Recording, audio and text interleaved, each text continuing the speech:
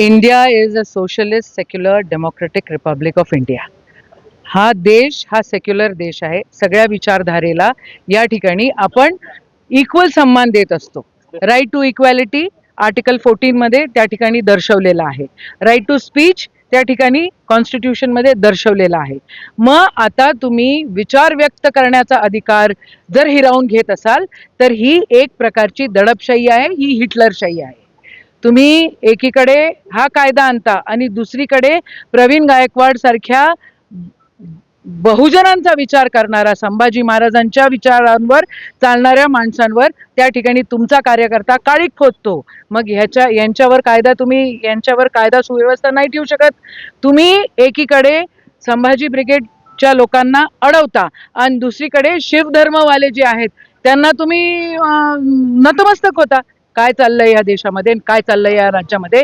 अशा प्रकारची दादागिरी महाराष्ट्र अजिबात कतही सहन करणार नाही, ही वस्तुस्थिती आहे. आज आम्ही निवेदन दिलेलं आहे. फक्त उद्या या ठिकाणी महाराष्ट्र रस्त्यावर आल्याशिवाय राहणार नाही.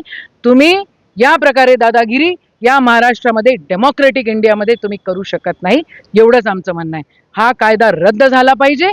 हा लोकशाहीला तडा देणारा कायदा आहे आणि आम्ही हा कायदा खपवून घेऊ शकत नाही. जय हिंद, जय महाराष्ट्र. ती पण त्यांची नरेटिव्ह फैलवण्याचं मोठं काम आणि मोठी गोष्ट भाजप करत असते. त्यांचीच नरेटिव्ह ते फैलवत आहेत.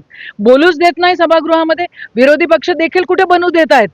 आता काल वरच्या हाऊस मधले विरोधी पक्ष नेते त्या ठिकाणी रिटायर्ड झालेले, त्यांना निरोप दिलेला आहेत. आज त्यांचं पत्रक गेलं पाहिजे. उद्या हाऊस संपायच्या आधी वरच्या हाऊसचा विरोधी पक्ष नेता त्या ठिकाणी नेमला गेला पाहिजे. हा नियम आहे. आम्ही पण नियम जाणतो, पण सगळे नियम बाजूला आणि आमची दादागिरी एकत्र एका ठिकाणी आणि तुम्ही कोणीच काही बोलायचं नाही, अशी भानगड आदरणीय देवेंद्र फडणवीस करतायत. त्यांची दादागिरी किती दिवस सहन करायची आहे बाबांनो? पक्ष फोडतायत, पक्ष तोडतायत, 10 शेड्यूलचा अपमान करतायत आणि त्या ठिकाणी सत्तेत बसतायत. मतं पण त्यांनी विकत घेतलेले आहेत असं म्हणायला काहीच हरकत नाही. एक शेवटला गोष्ट, काल उद्धव ठाकरे